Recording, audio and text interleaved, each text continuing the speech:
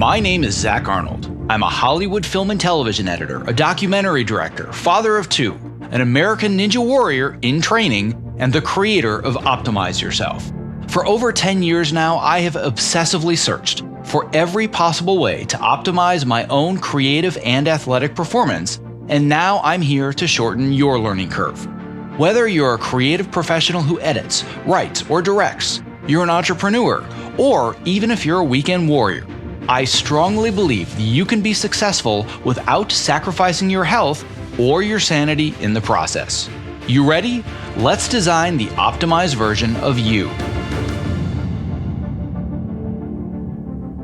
Hello and welcome to the Optimize Yourself podcast. If you're a brand new optimizer, I welcome you and I sincerely hope that you enjoy today's conversation. If you are inspired to take action after listening today, why not tell a friend about this show and help spread the love? And if you're a longtime listener and Optimizer OG, welcome back. Whether you're brand new or you're a seasoned vet, if you have just 10 seconds today, it would mean the world to me if you clicked the subscribe button in your podcast app of choice. Because the more people that subscribe, the more that iTunes and the other platforms can recognize this show, and thus the more people that you and I can inspire to step outside their comfort zones to reach their greatest potential. And now on to today's show. Building a fulfilling and lasting career in Hollywood definitely is not easy. But when you're starting from the bottom rung of the ladder with zero contacts and you're just breaking in, well, it can seem downright impossible. But no matter who you are, where you come from, or who you do or don't know, anybody can get their foot in the door if they use the right strategy. As today's guest says, it is all about getting into people's inboxes to make things happen. My guest today, Schmidt, is currently the post-production assistant on Cobra Kai, and somehow he managed to land his position on a hit studio television show just months after graduating from college, which, by the way, is extremely unusual. Glancing at his resume as an Arizona State University cum laude graduate with Dean's List honors, as well as several credits on high-profile studio projects while he was still in college, you'd probably never guess that Aaron actually began his education being placed in special ed because he was dyslexic. But Aaron has learned that there is so much more to being successful and forging a path in Hollywood than just quote-unquote getting lucky. In today's episode, Aaron and I break down his experience on Cobra Kai, how he landed the gig in the first place, what his duties are as the post-production assistant, or also known as the post-PA, what he's learned from his experience, and most importantly, how he can improve so he ends up landing his next gig, which, by the way, he already has. Sorry about that, spoiler alert. Now, if you are inspired by Aaron's journey today and you would like to get yourself into other people's inboxes, no matter if you're just breaking into the industry like Aaron or you're a seasoned veteran that's looking to build new relationships, well then guess what? It is time to level up your email networking game. As you may have already heard, I recently released my brand new Insider's Guide to Writing Great Outreach Emails. And in this guide, I break down the process of writing outreach emails so you understand exactly what will actually get you a response. I will teach you why cold outreach is the most important soft skill that you must develop if you want to advance your career. I'm going to show you the 5 most common mistakes that people make when writing their outreach messages, and then I will break down step by step how to write an amazing outreach message that's actually going to get a response so you can seek advice, connect with a potential mentor, set up lunch meetings, and possibly even land your next gig. To download this brand new guide, and by the way, it's free, just visit optimizeyourself.me/email guide, and that's all one word. Okay, without further ado, after a brief break to recognize the sponsor of this episode, my interview with post-production assistant Aaron Schmidt. To access the show notes for this and all previous episodes, please visit optimizeyourself.me/podcast. This episode is made possible for you by, you guessed it, Ergo-Driven, the creators of the Topo Mat, my #1 recommended product if you are interested in moving more and not having sore feet at your height adjustable or standing workstation. Almost every new person that I meet in this industry starts our conversation with, "Hey, I got a Topo Mat because of you. It changed my life. Thank you." If you are not standing on one today, I cannot recommend it enough. It's super comfortable, it's an awesome conversation starter, and by the way, it's also scientifically proven to help you move more throughout your workday. To learn more and get your Topo mat, visit optimizeyourself.me/topo. That's TOPO. I'm here today with Aaron Schmidt, who calls himself a recent Arizona State University alumni. He most recently was the post PA for Cobra Kai, and he's now working in development for a new Sony Picture show. Aaron also works with producers at a company called Indie Entertainment, helping doing online and delivering their feature films. Aaron, it is a pleasure after months and months and you and I going back and forth at Cobra Kai talking about making this happen. Dude, we're on the microphone right now. Thank you for being here. Yeah, thanks for having me, Zach. It's good to be here. I'm excited. And how about nervous? You a little bit nervous as well? No, not so much nervous. I just more excitement because I wanted to do this for a while, ever since you told me you had a podcast, and I'm excited and honored to be here. Cool. Well, I'm excited about it. I know that I gave you a little bit of a gentle warning beforehand that there could be some tearing down of the experience at Cobra Kai and learning from it and growing from it. But I certainly wouldn't have you on the show this evening if you were a really crappy PA. If there's room for improvement, it's only to take you from maybe an A- to an A or from an A to an A+. So I don't want you to be too nervous, but I want you to be a little nervous. All right. Well, I am now a little nervous, but I am open to any and all constructive criticism as always. So I'm interested to see what you saw from your perspective as one of the lead editors on the show. Well, the most important reason that I have you on the show is something that you already alluded to that we've talked about in the past, where there just aren't a whole lot of insider resources for people that are trying to break into the industry, whether it's right out of college, whether it's 5 years out of college, whether it's a decade of having worked at Starbucks and doing whatever else, trying to break into the industry. It really is irrelevant as far as age, but breaking into this part of the industry isn't easy. And as you've said, there really weren't any resources for you. And I want somebody that is in the position that you were a year ago or 2 years ago or 5 years ago to say, oh, well, here's this guy's story. And this is going to be really helpful to me. So that's kind of the reason that we're here today. Yeah, I always in film school, I would ask my professors, how do people break in? And no one really had a clear answer for me. And that bugged me because I'm the type of guy that wants, a defined path.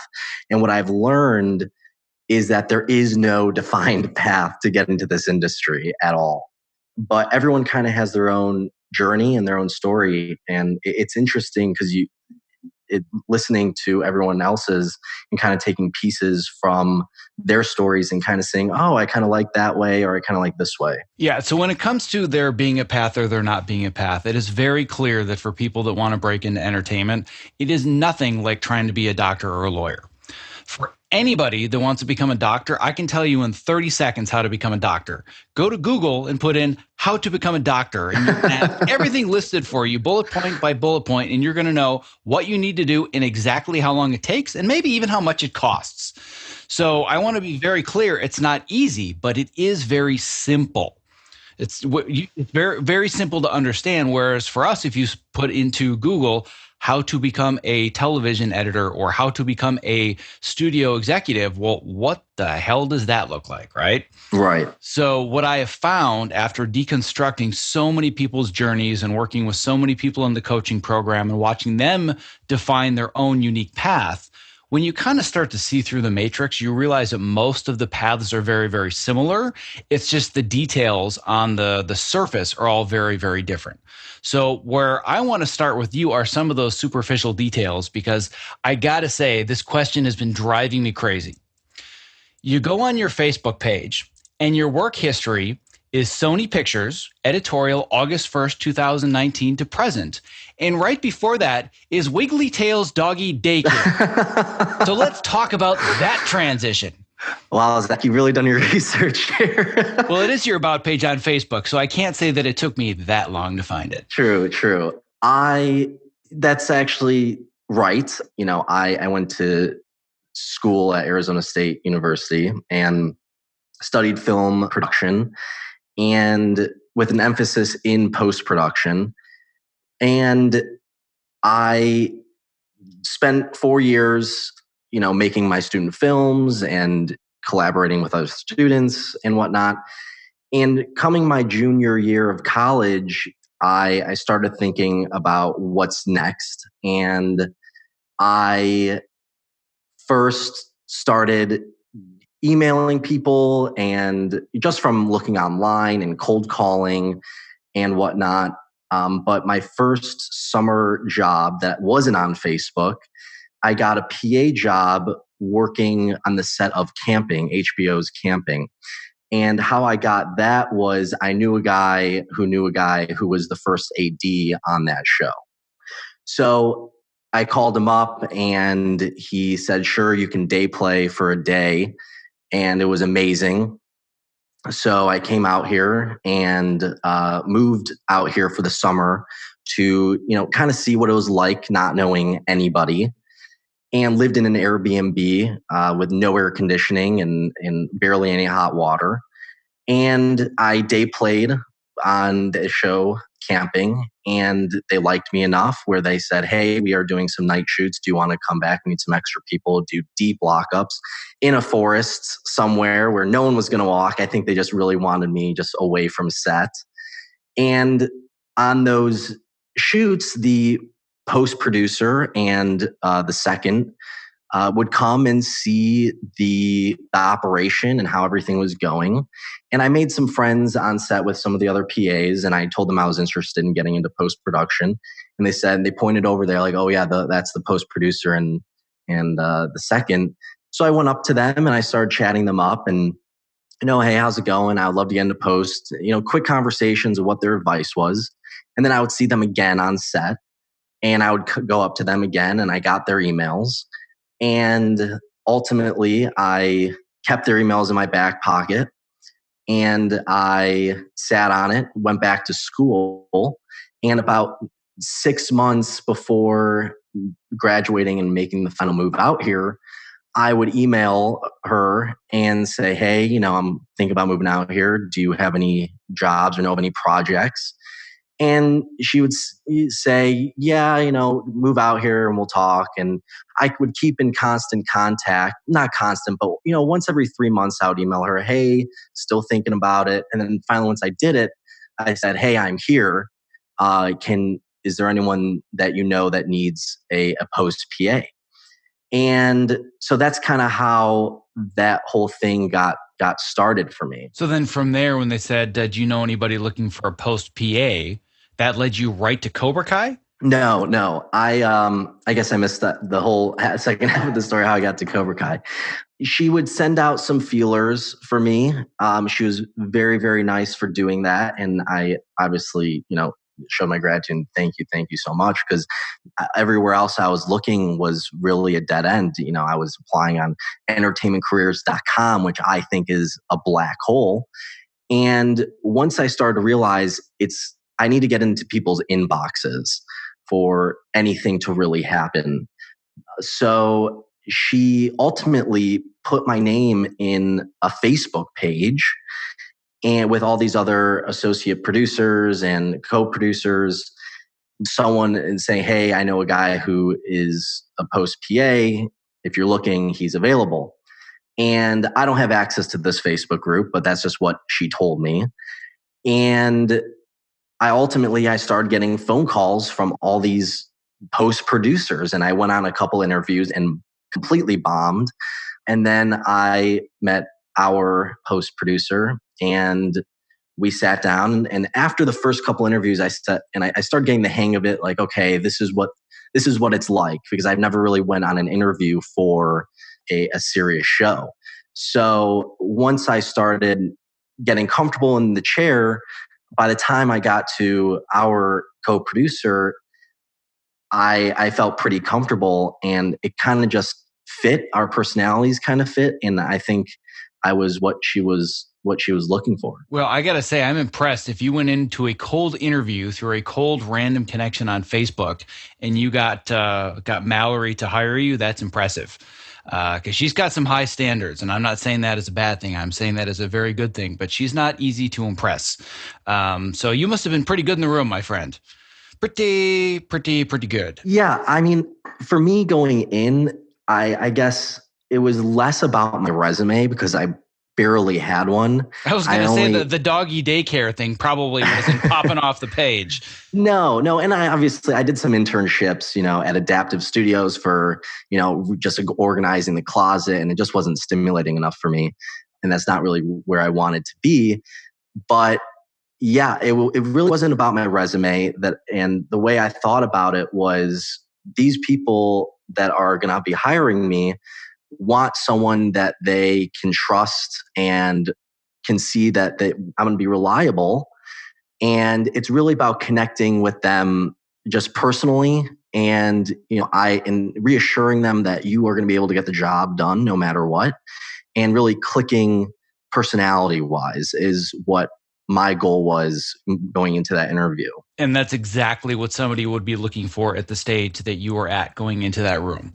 I think that there are a lot of people that get in their heads that if they're going to interview for a post PA job on a high profile series, well, I should probably know Avid, or maybe I need a reel, or I need to impress them, with my film skills. Guess what? Yeah. Nobody gives a crap. Because your job is going to be making sure that everybody is fed and making sure that this thing gets across town in time and this and that and the other thing. They don't care about your creative filmmaking aspirations. They want to know, do you show up on time? Can you follow through with the things that I ask you to do? And do I believe that you are going to follow through? Right. And so with that in mind, I went into that interview reassuring Mallory that, listen, I'm not going to blindside you with anything. I will make sure you're in the loop and with everything I do. And I'm here to make your life easier. So that's kind of how I pitched myself to Mallory. And I guess she was looking for someone that was going to do that for her. And if there were one phrase that I think we're going to sell not only Mallory, but just about anybody else in that position, it's my job is to make your life easier. I mean, that just nails it. And when I talk to people about interview preparation, and it's not just for being a post PA, but for being an editor or being an assistant or even for whatever the job might be, people have this impression that they're supposed to go in the room and they're supposed to sell themselves and talk about how wonderful I am and why I'm better than all the other candidates. Nope, because that's what everybody else is doing. What you want to do is walk into the room and demonstrate you have a very clear understanding of all of the challenges of the person that's interviewing you and why you are the best solution to those challenges and why you are the person that's going to make their life easier. So you've learned all of these lessons at least 2 decades too early, my friend. Yeah, I don't know. I think that my dad is a businessman, and I kind of grew up, him preaching you have to be an asset to someone, and with my level of coming in with no resume, basically, my asset, my value is to make your life easier, and that's really all I can bring right now. So that's kind of was my mindset. Well, I think that was an excellent mindset going in, and I certainly saw that in the work that you're doing. And we will jump in a little bit later, like we alluded to, and do a little bit of a tear down and kind of, talk about some areas where, there's always room for improvement for the sake of your growth and the growth of others. But where I really want to start is a question that so many people ask, and I'm okay at answering it, but to be honest, I can't answer this question as well as you can, which is, what does a post PA do in television? What do you actually do? Because I don't see that much of what your responsibilities are, other than I get an email from you every morning that's very well organized with 2 links, one to a menu, one to a spreadsheet, where I have to enter my menu item and I have to put in the cost, and there's a formula that adds the tax and all this other stuff. But other than that, I can't really explain in detail what your job duties are. So for somebody listening that's saying, I want to break in, I want to climb the ladder, I'm willing to start at the bottom and pay my dues as a post PA, but I don't even know what skills I need. What do you do all day long? Yeah, coming into this job, I didn't even know what I was supposed to do. And I didn't even see you very much when you were in the office. And I guess one of my goals was to try to, if you don't see me That's a good thing because I don't want to, distract you from your editing.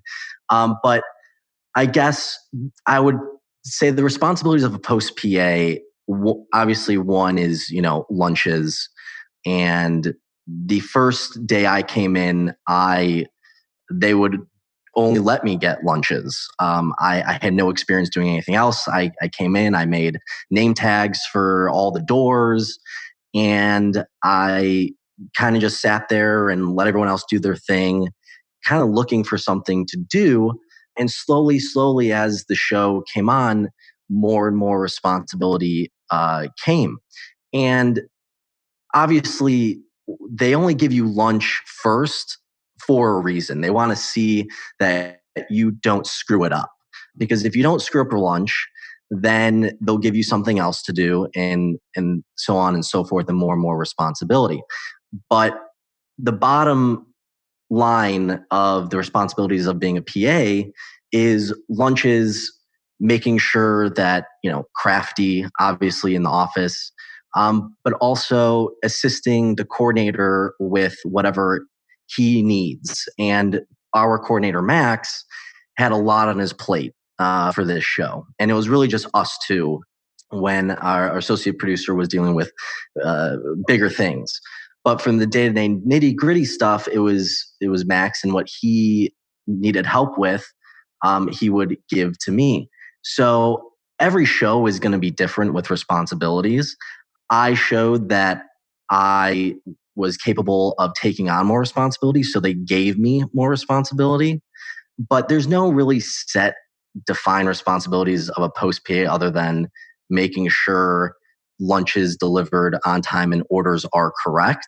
There was one time I didn't get an order correct, and I had to go back to the restaurant, and I was so annoyed with myself that even happened, because it's embarrassing. You want to make sure that you are putting your best foot forward at all times, and making sure crafty is, fully stocked and it's what people like. And it's a very high stress sometimes environment. And Sometimes. most of the time, it's very, very high stress, very detailed work. And people, when they come out for their break, they want to have something that makes them feel good. And what's so great about being a post PA is that you are providing that thing that is making people relax for that split second of the day. And people will really, really appreciate you for it. A lot of PAs can say, it's getting lunch, and it's just crafty, but it's really something more than that. Yes, on the surface, you're just grabbing lunch, you're just getting snacks. But if you really look at what you're doing and helping the team with just those two basic things, it's really something remarkable that your position, my position at the time, is so invaluable that it's truly needed. So those are the basic responsibilities. And obviously I craved more responsibility because getting lunch and crafty just isn't enough for me. So I started saying, I can do that. I can do this. And I ended up, by the end, I was helping approve graphic shots and send out invoices, and so much more, stuff that needs to get done that our coordinator should not have to deal with, because at that time, at the middle to the end of the show, there's so much going on that those things are just not, they get swiped under the rug often. And when you have a post PA that has proven themselves through most of the season and is eager to take on more responsibility, they'll give you more responsibility. They have no problem with that, because everyone needs help. There's so much to do. Yeah, there's always more work to go around than there are people. There's no question about that. So yeah, I think it's very important to recognize that there's always going to be some other responsibility that you can take on. And I think that you took a very smart approach, which I definitely noticed very early on, which is why we've ended up on this call. Maybe somewhat secretly, and I made my intentions a little bit more known near the end of the season. But pretty early on, I could tell that you kind of had your head on your shoulders and you knew what you were doing. So I was just kind of watching how you conducted yourself and did your work and whatnot. And I could tell that for you, it wasn't just about, oh, got to do the lunches and got to do this. And yeah, some of that stuff sucks on a day-to-day basis, especially when you're doing it in Los Angeles and you have to go drive and pick stuff up and park. And it's a big, giant pain in the ass. But if we're looking at the path, if we're talking about this idea that everyone's path is different, sure, the details on the surface are all different. But one of the foundational pieces of everybody's path is that you have to be awesome at your job first. And that's what you were doing. And I see so many people like you, for you, and this is one of the things that I kind of skirted over that I shouldn't have, I should have made sure to mention at the beginning of the interview. But for anybody that hasn't quite put together the timeline, you went right from coming out of school to in less than a year working on Cobra Kai, correct? Yeah, I was in Los Angeles for 2 months. Yeah, so everybody listening right now hates you. I just want to make sure you know that. Okay, because that doesn't happen. Most of the people that I know that are post PAs have spent years doing something else. And by their mid to late 20s or even their early 30s, I have people in my coaching program that in their early 30s decided they wanted to go a different direction, and they're doing your job now. And it's really hard to get in. So you just made a lot of people very unhappy that are like, wait a second, you're on Cobra Kai right out of college?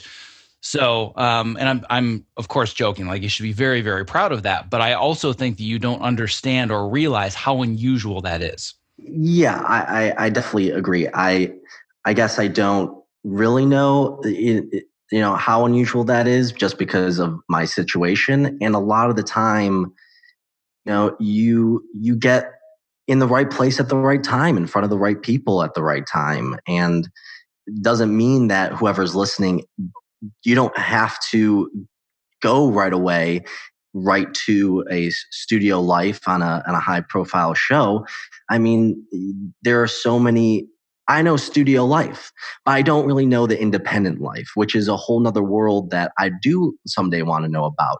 So the people that are post PAing on independent shows, that's not something to be disappointed about or to be sad, like, oh, I'm not good, or like that is a whole nother different experience that that I have no idea about. And I know a lot of people that don't want to be in studio life. I happen to really enjoy studio life, but if you are working on smaller projects as a post PA or a PA, there's something to be said that on independent stuff, you don't have the bureaucracy, and there is a lot more freedom. And so it's a different experience, and you shouldn't minimize your position, even if you're working on independent stuff, because that's an area that I don't know about that you guys do. So it's all good. I would just, as long as you're working, that's all that matters. Well, I do very much appreciate you saying that and pointing that out. And I'm sure that many of the people that are working in the indie world, trying to get into the studio world, are all screaming at their phones and at their speakers saying, for the love of God, stay in studio, don't come to the indie world. I could be wrong, but I've seen both very much firsthand and have lived both of them. And they certainly have their benefits and their drawbacks, but by and large, from a lifestyle perspective, it's a lot easier to balance longer term in the studio world just because there's a lot more protection. I agree. I don't plan on leaving the studio world anytime soon. Yeah, I was in the right place at the right time, and I met someone that happened to be a post producer for HBO, and those people, studio people, know other studio people. It's a small community, so I got lucky in some. You said the L word. You were doing so well. You were doing so well. And I hate the L word. I hate the L word. I hate it. You have not listened to my show enough to know that is just the buzzword that I just stop everybody at. I've heard enough of your story now to know that that's complete BS. The reason being, and I say that for with all the love in the world, but it's total BS because you said, "Oh well, I just happened to be in the right place at the right time," but you didn't. You put yourself in the right right place at the right time. You've already talked about how, yeah, I knew a guy that knew a guy that knew the second AD. But my guess is that it wasn't you knew a guy that knew a guy. It was that you got to know a guy that got to know a guy that knew the second AD. Am I correct? Yes. And then from there, you told me that while you were in the middle of the forest in the middle of the night, when you could have been on your phone playing some stupid ass game, you were talking to people. You were asking them, how do I become a post PA, or how do I get into post? Who do I need to talk to? I got their emails. I put their emails in my pocket and I sat on them, which, by the way, you said, which I thought was hilarious. You put the emails in your pocket, then you sat on the emails, literally and figuratively. But then you stayed in contact with people. So you weren't lucky. You made almost all of this happen.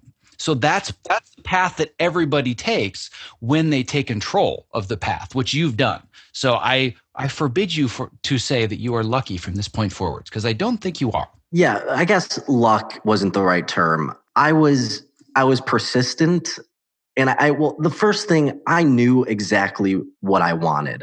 And I think for a lot of people my age that are in film, they don't necessarily know what they want to do. So knowing exactly where you want to be at this whatever point in your life you're in is something that is good to know. Because once you know where you want to be, it's easier to kind of narrow that path to, okay, this is what I'm going to sell myself as, and this is what I'm going to ask people. Hey, do you need a post PA? I knew that I wasn't getting an assistant editor job. I wasn't going to get a co-producer job. There people work their entire lives to be that. And so coming in, I had very realistic expectations, and I just needed something. So yeah, I definitely emailed a lot, but I wasn't, hey, I need a job. I need a job. It was, hey, just trying to stay in your mind, and, don't forget about me. I'm still here. I'm still thinking about this. And just so they can prepare themselves. And for when I do come out, and when I did, she already knew my plan from months and months ago. So keeping in contact was an extremely important part of the path to getting Cobra Kai. But I didn't do it in a way that was annoying until I actually got here. And then I was starting to get interviews, and I would keep her updated on, hey, having an interview today. Thanks so much for, the Facebook post again. I really appreciate it. But once she put that Facebook post on Facebook, the rest was up to me. It was just an access point to the people. But I would keep in contact with her. I would keep her updated on what's happening, because she is the one that put my name in. So I thought she deserves to know, like, what the job I got. And, if I didn't get an interview, or if I didn't get the job, like, I thought it was important for her to know all that. And it was really just building this relationship through email. It was and ultimately it ended up working out. I love everything you just said. Oh, for the love of God, I love all of it. You hit the nail on the head in so many different ways. The first thing that I want to extract, which I think is so important for people to hear, is that specificity is the key. Imagine where you would be right now if at every stage of this process where you met somebody, whether it was the guy that knew a guy that knew a guy, or you were the post PA on set in the middle of the night, or you were talking to these people that reached out via Facebook and they connected with you, and your response was, oh, I'll do anything. I don't care. I'll do anything in Hollywood. Guess what? Nobody's going to respond because they don't know where to put you. So the one of the things that I say over and over and over in my workshops and my coaching program, and whenever I'm talking to anybody that reaches out, everybody says, well, I don't really think that people in this business don't want to help you. And I just completely disagree with that. My belief is that the vast majority of people want to help you. The problem is that they don't know how, because you haven't made it clear.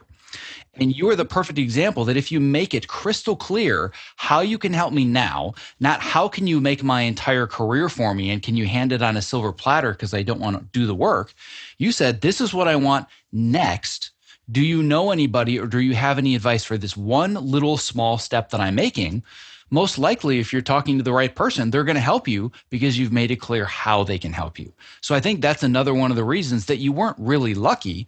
You were being very clear about what you were looking for at that specific point and how that person could help. Yeah. And, and I understand people are extremely busy. These producers, they have so much going on. And people are willing to help, but you also have to understand like they're busy. So there's a fine line between asking for help because you can be very, very specific and they still might not help you. So it's how do you get someone to help you? And I still don't. It's all about building a relationship. If someone likes you and you genuinely want to get to know someone and what they do and show interest, like they will. That's how you get someone to help you, is truly wanting to know what they do because that's what you want to do someday. And they'll see that you have the drive and you're interested. And most of the time people help you, but there are going to be some people that are just busy and you get far in their inbox. And how do you handle that? I don't even know. Well, there's certainly a lot of ways to go about it.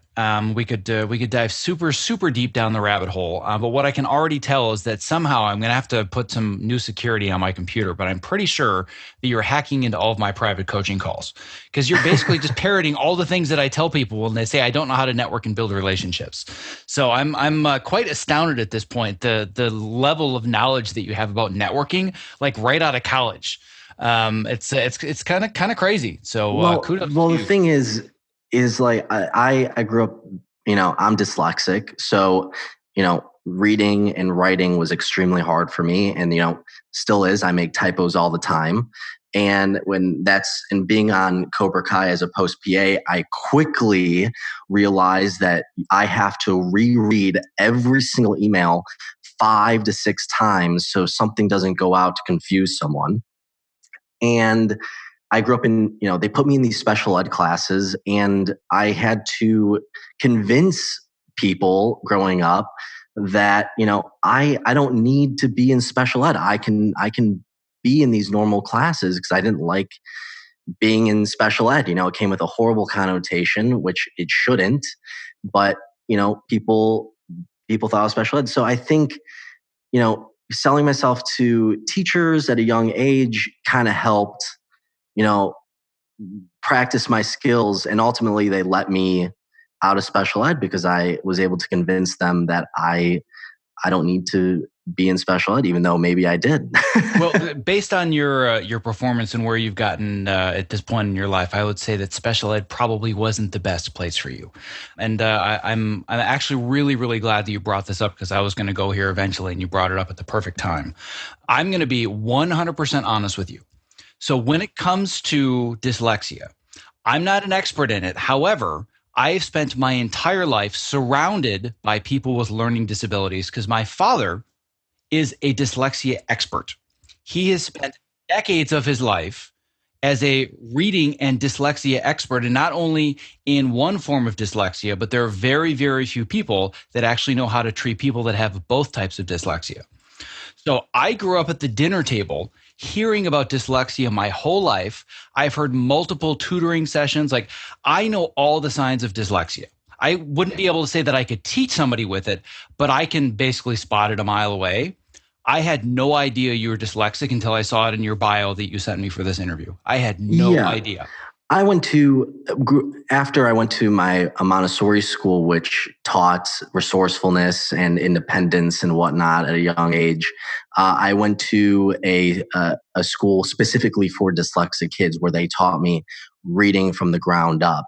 So I'm very thankful to Hyde Park Day School in Chicago, which is where I'm from, for teaching me how to read and getting me at a point where I could go into public school and whatnot. And I know they're extremely proud to see me in this position, but I still suffer from it every day, but doesn't mean that you can't be good at your job. And I think that as much as I wouldn't wish it upon anybody, I can now see that adversity has served you extremely well. And a lot of what you're telling about your story makes a lot more sense to me, having gone through this. And the funny thing is that I had no idea there were any signs of dyslexia while you were on the job. And we worked together on and off every single day for 5 months straight. However, when I read the bio that you wrote to use to publish this interview, I saw it immediately. Really? Before you used, because I mean, it's, well, duh, because you talk about it in the bio.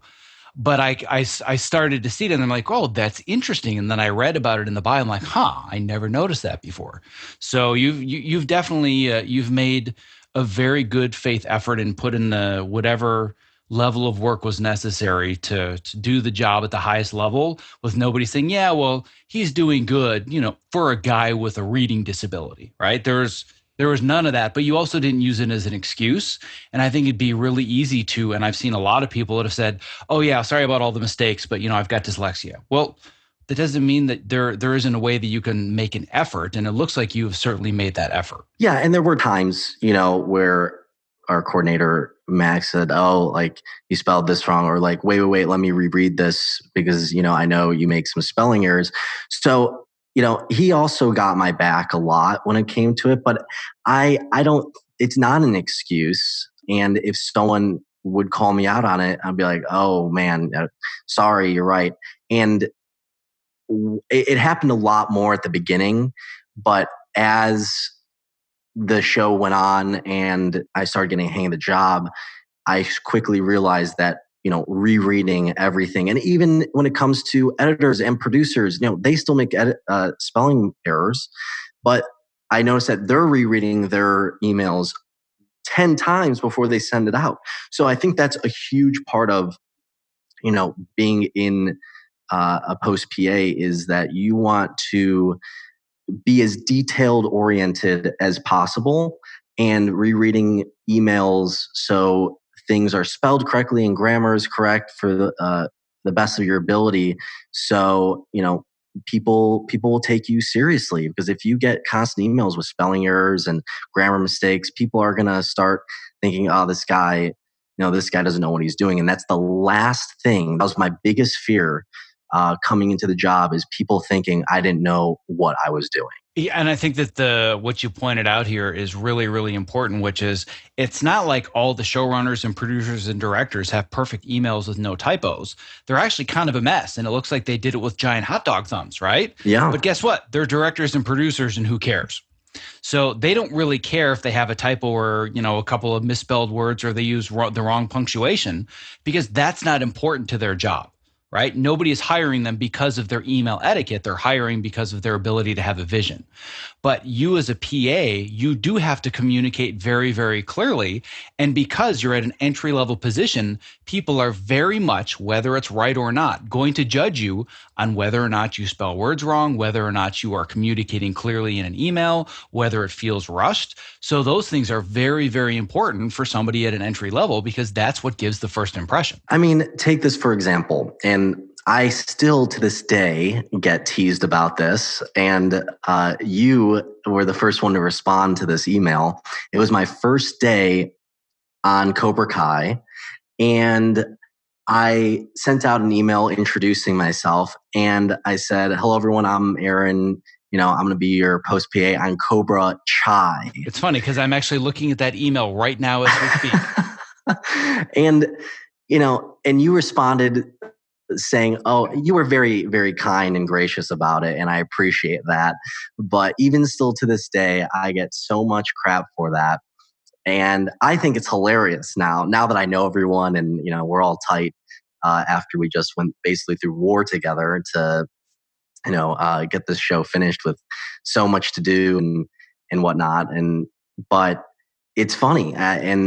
But at the time, I was freaking out. This is the first email I'm sending to the entire crew of Cobra Kai, and I misspell the name of the show. Yeah, and I even though I didn't know you yet, I hadn't met you in person, but I've certainly worked with enough PAs, and it's usually somebody that's younger and entry level. As soon as I read that, I'm like, First of all, I laughed, and then I'm like, oh, I bet he's totally freaking out right now that he did this. Like, no question, he's sweating, he's losing him. Oh my God, what have I done on my first day?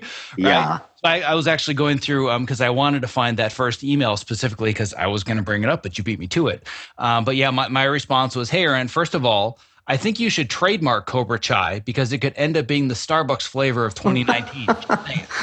Yeah. Right. So the idea there is just chill out, dude. It's a long season. You made one stupid mistake. Nobody really cares. Right. But I can just imagine the way that you felt when you sent that email. Like, yeah, I just sent my first email. I introduced myself. I'm asking for snacks. Oh my God, what have I done? Yeah. Right. That was exactly it. The panic. And at that time, it was the biggest deal in the world. And again, going back to my point is that I want to look like I know what I'm doing.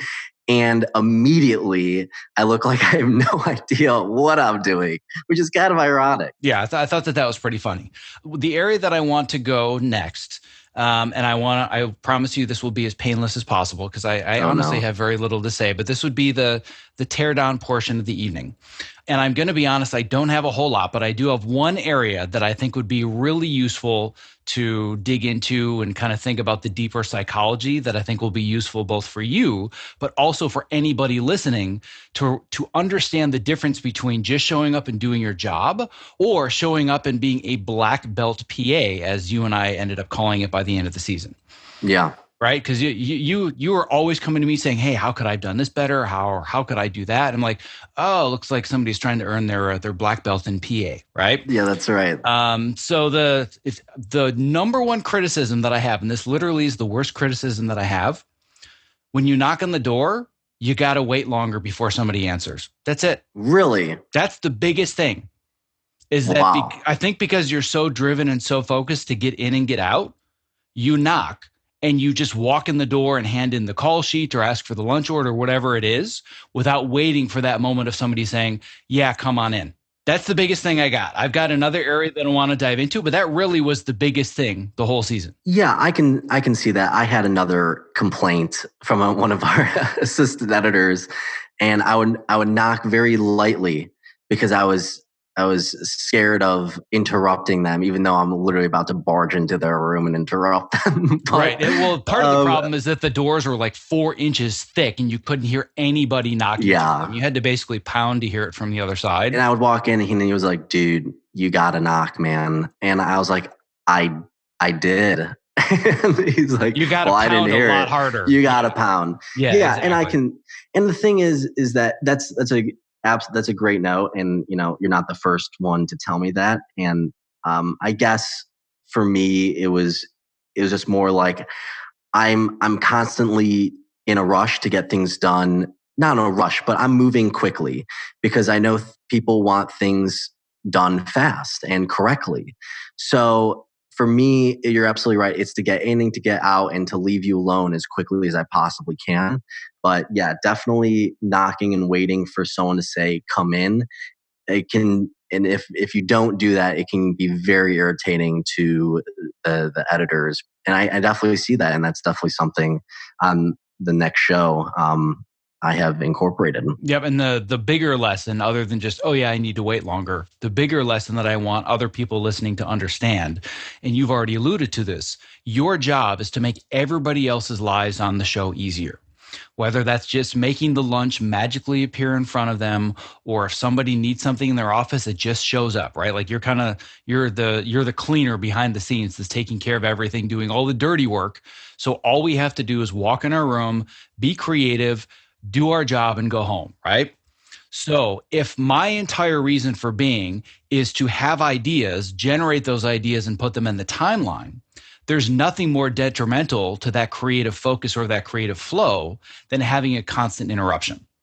So if you're thinking about your job is to serve all of the people around you, what you want to do is put yourself in their headspace and think, all right, if they're in front of the timeline and they're solving a really complex creative problem, and then not only is somebody knocking, but they're coming right in before that person's brain is reset and allowed them to say, hey, come on in. Imagine what that's doing to their headspace. Yeah. And I totally see that. And you're absolutely right. I think the bigger, on the bigger picture, if we're talking about what I need to improve on, I would say then, it's putting yourself in the headspace of the assistant editor and of the editor, which I didn't do much. I was so focused on my task that you can really get caught up in all the work you had to do, especially, towards the middle and the end of the show when, I'm, approving graphics and, sending graphics notes and, dealing with logs. And there's so much to do that at one point, it was more just, I have so much. I kind of lost track of, I still have to be invisible and still have to be in the headspace of the editor and the assistant editors, which I did lose track of just because I got so busy that I definitely didn't have the perspective of them through most of the show just because I was so worried about what I had to get done. Exactly. And that was actually a similar conversation with a similar lesson, but I wanted to show it in a different form.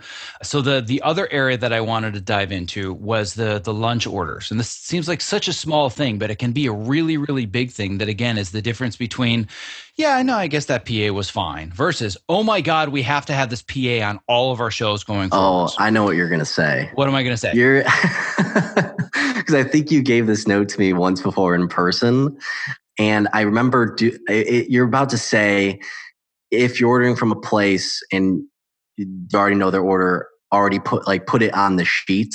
And if they want something else, they'll change it. Is that what you're about to say? It's not. It's similar to that. I wouldn't say automatically make the assumption. One of the kind of the black belt tips that I gave you was that if you get to know somebody's favorite order at specific places, if they're really busy, then you can offer to them, hey, if you're busy, do you just want me to get what you usually get? Or would you like to place an order, right? So it wasn't automatically make the assumption, but you're on the right track. But what I really wanted to get into, and you and I have not talked about this yet, and I've kind of been waiting for this conversation to talk about this.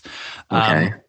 I feel like you evolved with this process yourself over the course of the season, but at the very beginning of the season, it was very clear to me that you wanted to be organized and you wanted to be as efficient as possible with getting these lunch orders. You had a spreadsheet, you had the formula calculating tax, like you had all these details put together. Most people don't go to that length. So I was impressed by that. But the perspective that you were taking and the mindset shift that I saw you make was when you started, it was all about how can I make this process as simple for me, right? Absolutely. So the thing that tipped me off, and again, it's such a small thing, but it's such a big thing too that makes this difference, is that you were asking everybody else to put the prices into the spreadsheet. That's correct. Did you notice over the course of the season that everybody just stopped doing that? Yeah. And why do you think they did that? Because no one wants to look at the price. They're already interrupting, putting their lunch order. Even though it's lunch, people still don't like doing it, Yes. And my response to it is, ain't nobody got time for that. Yeah, right? Absolutely. So Listen, if I could read your mind and know what you wanted for lunch, I wouldn't be asking the question. Exactly. So again, crawling into the brain of the people that you're working with in your department, the last thing that I want to do when I'm in a state of flow is look at a lunch menu and figure out my order. However, the right food better show up at exactly the right time when I'm hungry, right? Like it's a really difficult battle for you to have to balance both of these. You have to make me happy at 12:30 with the right food, but for the love of God, would you just put your order in so I can order you something, right? Like every single day, it's like, hey guys, getting ready to do the order. Need you guys to fill it out. Like you were really, really polite about that and you weren't pushy, but I can imagine in your mind, and I actually, there were a couple of days when I watched you, it was like a video game where you're like, oh, they're entering the spreadsheet. Okay, got another one. Yes. Okay. One more person. Fill it out. Oh, they're in the Google sheet. They're in the field. Oh, yes, I got the order, right? That's right, yeah. That was like your big thing for the day. But in your mind, at first, right. I mean, obviously, you got used to that process, but that was your job. That's what you woke up to do during the day was fill out that spreadsheet, get people food. And then it was like, well, so it did a thing, did that, I guess, and I'll do it again tomorrow, right? But the key was that at the beginning of the season, you were making everybody else do the work because in your mind, that was the most efficient way for you to be doing your job. But then as you evolved, I think you realized, wait a second, this process should be hard for me and easy for everybody else, right? Yeah. I mean, I still want it easy for myself just because, I do have other things to do. Yeah. I mean, I did make that spreadsheet as easy as possible. I tried to make it as easy as possible for you and for me. And I guess putting in the prices, I can see how it was annoying. And I should have been the one putting in those prices and making sure no one goes over. Given if someone does go over, what am I going to do? Like it happens sometimes. But yes, I could see how in the mindset of an editor and an assistant editor for them to, even though it's so small, you're absolutely right, to put in that just 2-digit number, it still takes time. And especially with people that, editors and assistant editors, it's a hyper detailed, hyper focused craft, and they want to get back to it as quickly as they possibly can because they're excited or because they need to get these things out and done and finished. So those extra couple seconds of, put in a number, you're absolutely right. It's annoying, and it's like, ugh, like really, like what? How much does this cost? I totally see it, and I'm still doing that now as we speak. Even what I've noticed is that when you even are an assistant to a producer at a higher level than a PA, you are still going to be grabbing lunches and coffee. So right now, I still have a spreadsheet that people fill out, and I still have them put in the prices, but maybe I'll have the not do that anymore because it's not sustainable for people. Well, here's the difference between the brown belt and the black belt. And this, I can tell you for a fact, because I know this, can be the difference between, yeah, he's all right, versus we have to take this PA everywhere we go. And it's a really, really small thing, but I all but guarantee that you're going to notice a difference when you make this change. You can either say in the daily email, please make sure to fill out the prices, or you could say instead, don't worry about filling out the prices. I'll take care of it for all of you. That small shift can be the difference between getting hired or not getting hired on your next show. Very true. Yeah. And tomorrow, when I, look over the lunch order, I will make sure that with that email that will be out of there. That's a great note. I didn't even think of that. That didn't even cross my radar at all. And it wouldn't, because it's something that you haven't been able to see from the perspective of the other people. But I can all but guarantee that once people see, oh wow, like he's really taking initiative and he's made my life easier, which, as you said in the interview, I'm here to make your life easier. Every single instance where you can see from the other person's perspective, what am I asking of them? And what does it look like from looking at it through their eyes? How can I make this easier for them? Even if it makes it harder for me, I've now added another 5 minutes of crap that you have to do every day. But that 5 minutes of entering the prices yourself can make such a huge impression on all of the people around you that instead of it being just one person, whether it be Mallory or whomever the producer is, you now have every single person on that team. When somebody reaches out to them and says, hey, do you know a post PA? Dude, the guy in Cobra Kai was awesome. You got to get him, right? Yeah. That's how you expand your network, by all those little tiny details that you never even think about. Yeah, no, that is, you are absolutely right. That's a great note, and it definitely puts me now in a mindset it's a little different now coming into work tomorrow. Now knowing that it's such a small detail, but it definitely, I can see how that's going to make a big difference. Well, I'm very curious to see how that evolves over time. So I definitely want you to reach out and let me know whether it's you see a difference in a day or in a week or in a month. But I think just that one little tiny mindset shift in your approach to all the little details, I think you're actually going to see it making a difference. Not as opposed to like, God, I hope it's working. I think you're going to be like, holy this stuff actually works. No, absolutely. And lunches is such a tricky thing. I have a lot of people that are friends and that aren't in the industry, and they think it's crazy because no other, I can say no other profession, but most other professions are not getting lunch catered to them, right? So when I talk about stories of, oh yeah, I messed up on this lunch, they're like, Aaron, like that's crazy. And it really, like, it's when you're not in the industry and you're looking from the outside in, yeah, when you tell these stories, oh, I had to go back because there wasn't, peppers on the sandwich, but at the same time, this industry is so much based on trust, and the trust of the ability that you're going to be able to do your job correctly. So, because a mistake in post, and I've made mistakes, I made several mistakes, and some smaller and some bigger than others. But I see, because there's such a big pipeline and so many people involved in everything, that a mistake at a higher level can throw the whole pipeline off for a day or two and cost money. That at this stage, yes, it's low stakes and it might not seem like a big deal that someone's lunch was wrong. But in the scheme of things, it's showing people that you can see the details and get things right. Well, if it makes you feel any better, I made mistakes this season that cost us a lot more money than you ever did. Because we're all human, right? Yeah, absolutely. And at the end of the day, we create entertainment for a living. We're not curing cancer. So everybody needs to just get over themselves. There, I said it. So last question for you, and then I want to be respectful of your time because I know that you have another. No, this is great. This is great. But I know that this is probably a question that you've already answered multiple times, maybe even on the show. But I'm sure that with all the speaking that you've done, going back to your schools and whatnot, or talking to other people, and I'm sure you're going to be answering this question more in the future once this episode gets out there. But if I'm somebody that's on the outside looking in, and I want one really sage, great piece of advice for my next steps to break in and make a good impression and get my first entry-level job in Hollywood, what would you say?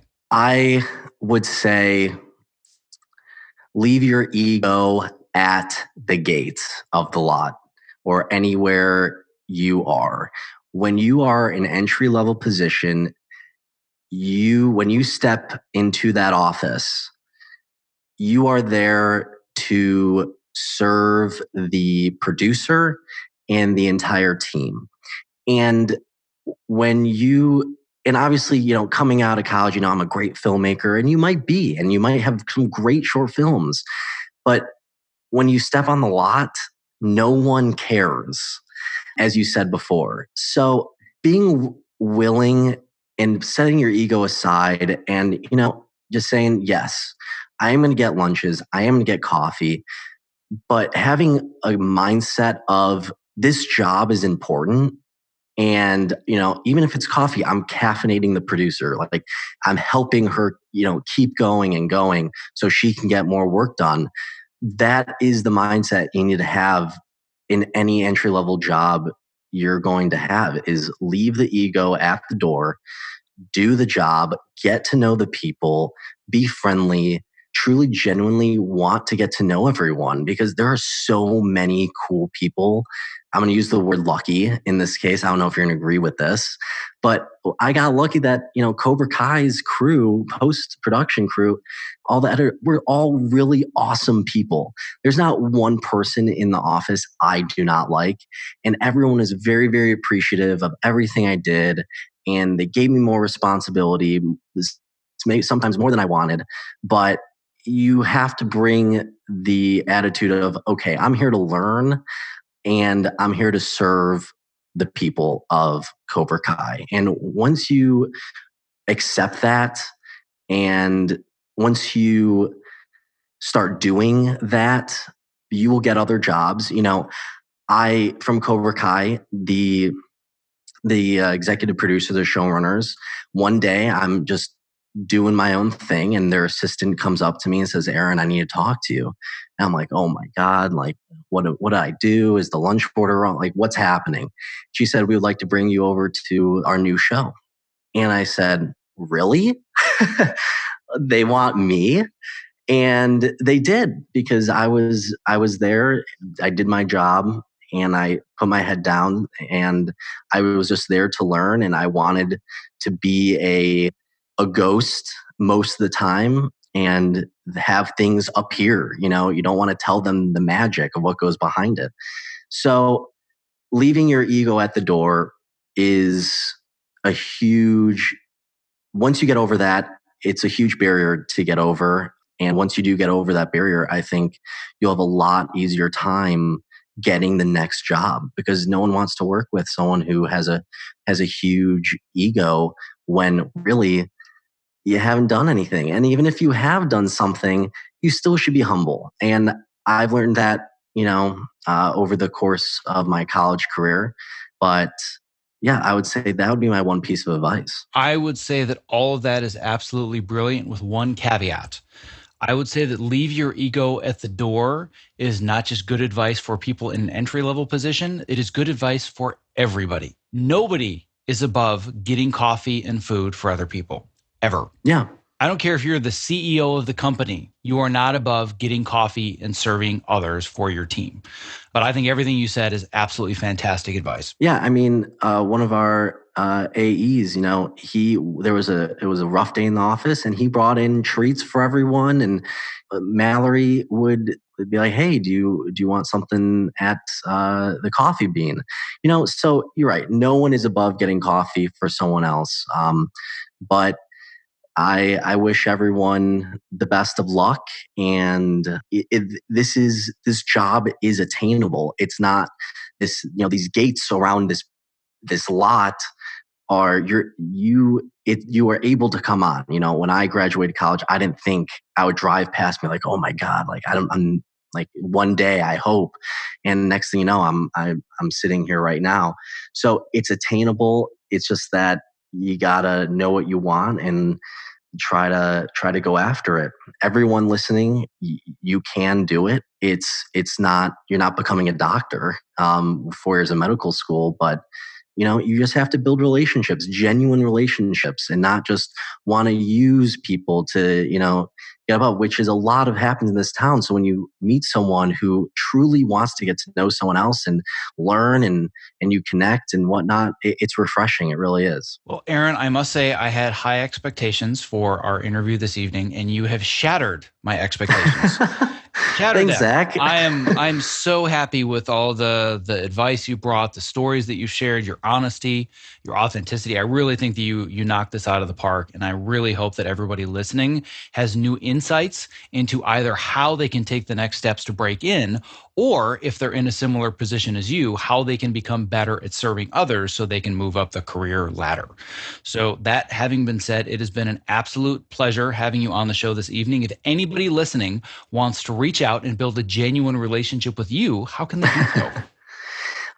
They can reach me on my Instagram handle at holyschmidt99. Shoot me a message. I'm more than welcome to answer any questions. I'm not in a position to hire, but if you have questions and need some advice, I'm more than happy to help. I want, I'm still new out here, so I'm looking to make friends and network with you, because one day, who knows, you might be able to help me and I might be able to help you. So it's all good. Reach out. I'm happy to help. And as far as I'm concerned, the day is going to come when you're probably my boss. So if I treat you like an asshole now, it's going to bite me in the ass in 10 years anyway. So it's been awesome working with you on Cobra Kai, Zach. It really has. I didn't know what to expect, but I did truly like going into your office. And there was some times where I just wander in and be like, hey, what's up? And probably not the best thing to do. Catch me on a balance board or something, right? Yeah, you're working out in the office. What the hell is he doing now? Yeah, hearing all the banging on the wall. Yeah, right. Oh, okay. He's just doing his headstands, whatever. Yeah. Right. Yeah. So me and my eccentricities. Well, yeah. So I very much appreciate you taking the time this evening, and this has been an absolute pleasure. So thank you so much for sharing with my audience. Yeah, no problem. Thanks for having me. Thank you for listening to this episode of the Optimize Yourself podcast. To access the show notes for this and all previous episodes, as well as to subscribe so you don't miss future interviews just like this one, please visit optimizeyourself.me/podcast. if you are inspired by Aaron's journey today and you would like to get yourself into other people's inboxes, no matter if you're just breaking into the industry like Aaron or you're a seasoned veteran that's looking to build new relationships, well then guess what? It is time to level up your email networking game. As you may have already heard, I recently released my brand new Insider's Guide to Writing Great Outreach Emails. And in this guide, I break down the process of writing outreach emails so you understand exactly what will actually get you a response. I will teach you why cold outreach is the most important soft skill that you must develop if you want to advance your career. I'm going to show you the 5 most common mistakes that people make when writing their outreach messages, and then I will break down step by step how to write an amazing outreach message that's actually going to get a response so you can seek advice, connect with a potential mentor, set up lunch meetings, and possibly even land your next gig. To download this brand new guide, and by the way, it's free, just visit optimizeyourself.me/email guide, and that's all one word. Thank you for listening. Be well. This episode was made possible for you by, you guessed it, Ergo-Driven, the creators of the Topomat, my #1 recommended product if you are interested in moving more and not having sore feet at your height adjustable or standing workstation. Almost every new person that I meet in this industry starts our conversation with, "Hey, I got a Topomat because of you. It's changed my life. Thank you." Listen, standing desks are only great if you're actually standing well. Otherwise, you are just fighting fatigue and chronic pain.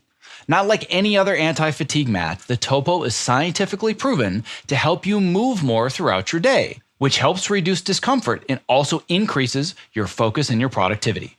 I'm literally standing on one as I read this, and I don't go to a single job without it. And if you're smaller and concerned the Topomat might be too big, or you simply don't have the floor space, well, there's a Topo Mini for that. To learn more, visit optimizeyourself.me/topo. That's TOPO.